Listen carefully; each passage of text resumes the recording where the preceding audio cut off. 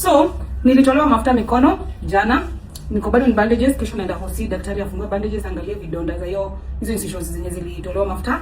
And then hiyo mafuta yenye nilitolewa, yes, niliongeza nyash, mafurumba ya. Na kabla mwanza kusema Royco Cube nini, last time uliongea mkaongea, mkaona imeanza ku take shape, imeanza kukauka na kuhii, mkanyamaza. So hata sasa naomba mnyamaze. Sawa? Shape inaanza kutokea after 2-3 months. Sawa. Yenyewe nakaa hivi, so nitoa mafuta mikono, ikawekwa kwa nyash. Na tukaongeza to hipsi. Si to chipsi to hipsi. So tutakaa mwezi na kwa nyumba tena kidogo. Hizi zinaitangwa stockings, no. Zile za kucompress usifure miguu.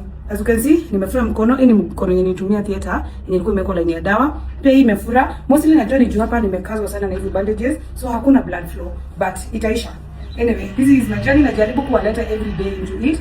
Hii ndio day 1. Siku jana ndio nilifanya operation day 7. It take 6 hours kwa theater.